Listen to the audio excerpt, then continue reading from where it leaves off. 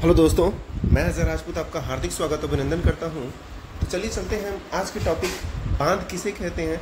आज विभिन्न बांधों को भी हम लोग देखेंगे कि कौन सा बांध कहां पर स्थित है और वो किस टाइप का बांध है।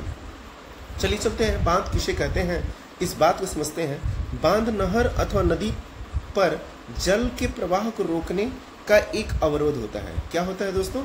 जल प्रवाह को रोकने का एक अवरोध होता है तथा इसको कई प्रयोजनों हेतु उपयोग में लाया जा सकता है, जैसे सिंचाई के उपयोग हेतु, पानी की आपूर्ति के, पीने की पानी की आपूर्ति हेतु, बिजली बनाने के हेतु। और बांध दोस्तों सबसे आज इम्पोर्टेंट के दृष्टिकोण से देखें तो एक नया इम्पोर्टेंस जुड़ गया है, वो है पर्यटन।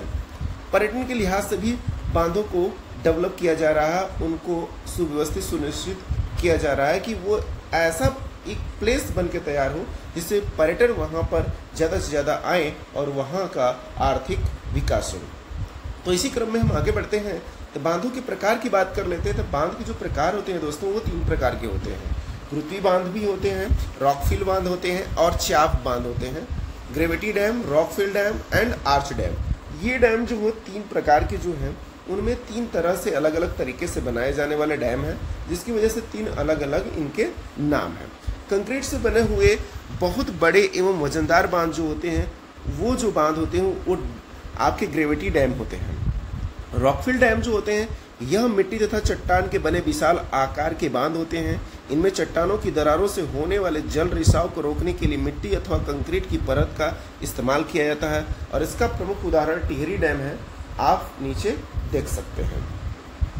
भांखड़ा नांगल को आप यहाँ देख सकते हैं, ठीक है, जो कि एक गुरुत्वीय बांध का उदाहरण है। भारत का सबसे ऊंचा गुरुत्वीय बांध कमेंट करके बताएंगे आप लोग कौन है।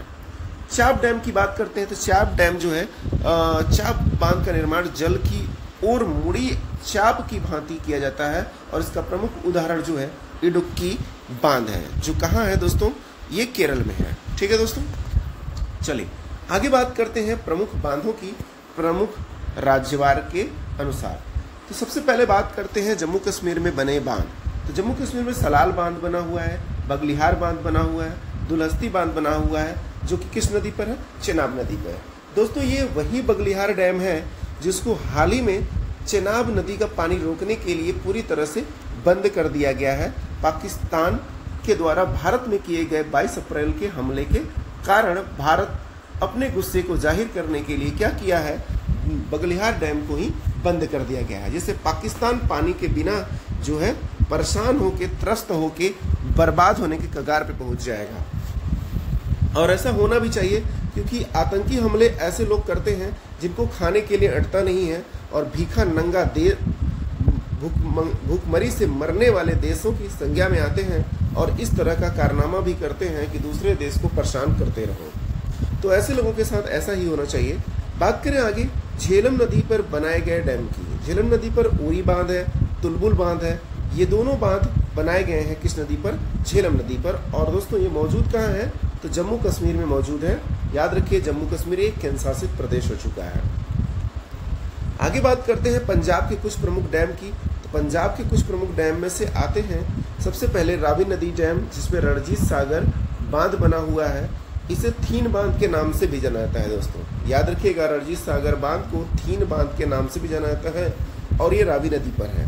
और किस राज्य में है? पंजाब राज्य में है। जम्मू कश्मीर और पंजाब के बॉर्डर पर स्थित यह बांध है, लेकिन स्पेशली ये पंजाब के अंतर्गत आता है। आगे बात करें हिमाचल प्रदेश के प्रमुख बांधों की, तो सतलज नदी पर बना भांखड़ा नांगल बांध। कौन सा बांध? भांखड़ा नांगल बांध, ठीक। और यह भांखड़ा नांगल बांध हिमाचल प्रदेश और पंजाब के बॉर्डर पर स्थित है। भांखड़ा जो बांध है वो हिमाचल प्रदेश में है और नांगल बांध जो है पंजाब में है। तो दोस्तों याद रखिएगा, भांखड़ा नांगल परियोजना पूछे किनको लाभान्वित करता है? तो प्रमुख रूप से हिमाचल प्रदेश और पंजाब को लाभान्वित करता है। और भांखड़ा डैम जो स्पेशली है वो हिमाचल प्रदेश में और नांगल डैम जो है वो पंजाब में है। भांखड़ा नांगल बांध भारत का सबसे ऊंचा गुरुत्वीय बांध है और भारत का सबसे ऊंचा गुरुत्वीय बांध ये है। और भारत का सबसे लंबा बांध जो है वो कौन सा है? आप लोग कमेंट करके बताएंगे। भांखड़ा नांगल बांध का जहां जल संग्रह होता है उसे गोविंद सागर जलाशय कहते हैं, उसे गोविंद सागर झील कहते हैं या गोविंद सागर जलाशय के नाम से उसको जाना जाता है।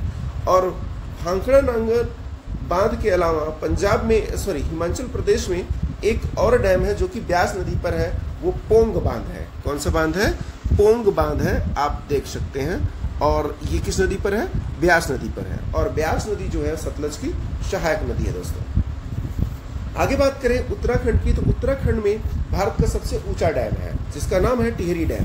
टिहरी डैम जो है भागीरथी नदी और भिलांगना नदी के संगम पर स्थित है। भागीरथी एवं भिलांगना का जहाँ संगम होता है उस स्थान पर टिहरी डैम बनाया गया है। यह भारत का सबसे ऊंचा बांध है और इसकी ऊंचाई की बात करें 260.5 मीटर ये ऊंचा है। ठीक है, कहाँ पर स्थित है? उत्तराखंड में। किन दो नदियों के संगम पर है? भागीरथी नदी और भिलांगना के संगम पर है, जरूर याद रखिएगा। और यह भारत का सबसे ऊंचा डैम है। नेक्स्ट आता है राजस्थान का डैम। राजस्थान में जवाहर सागर बांध, राणा प्रताप सागर बांध, ये दो प्रमुख जो है डैम है, जो कि एक किस नदी पर है? चंबल नदी पर स्थित है। चंबल नदी वही नदी है दोस्तों जिसमें घड़ियाल पाए जाते हैं। भारत में एकमात्र ऐसी नदी है जिसमें जो है घड़ियाल पाए जाते हैं। और चंबल के बीहड़ वो बीहड़ है जहाँ पे कभी डाकू रहा करते थे, तो आप इस बात को भी याद रखेंगे।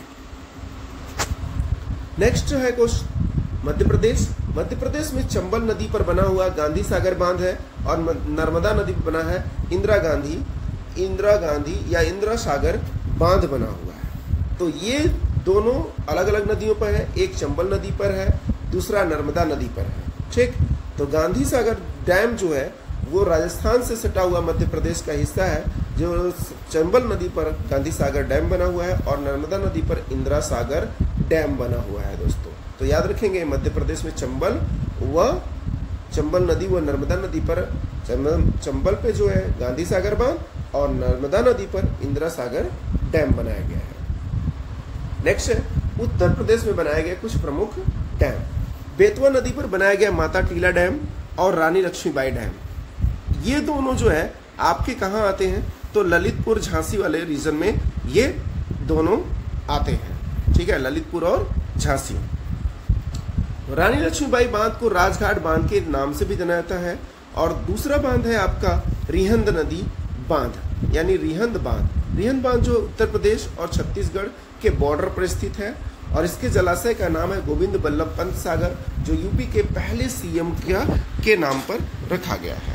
गोविंद बल्लभ पंत सागर जो है ये सबसे बड़ी कृत्रिम झील है भारत की। सबसे बड़ी कृत्रिम झील भारत की कौन सी है?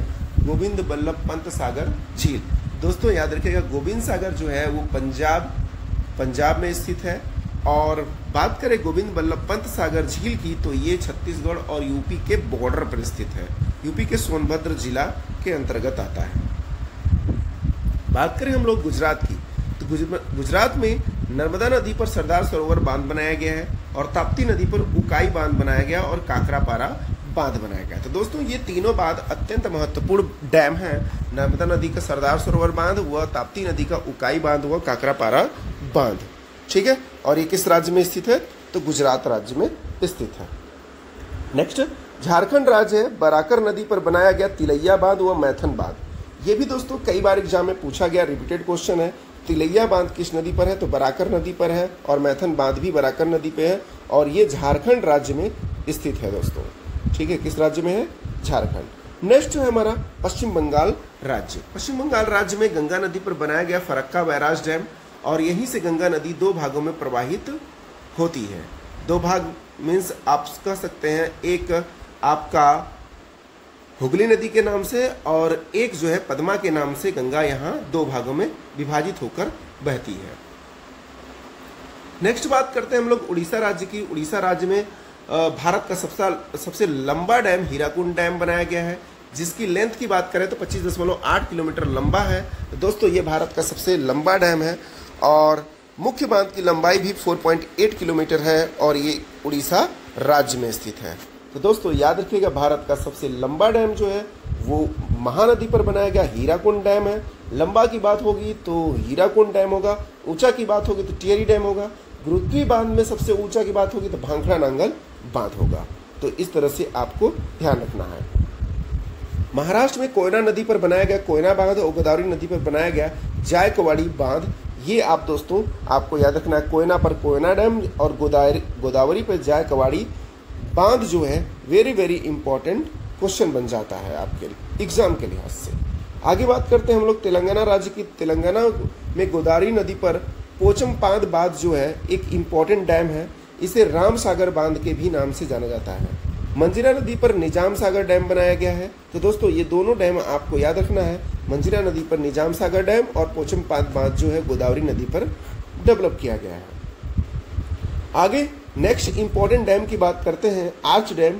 केरल का पेरियार नदी पर बनाया गया इडुक्की डैम।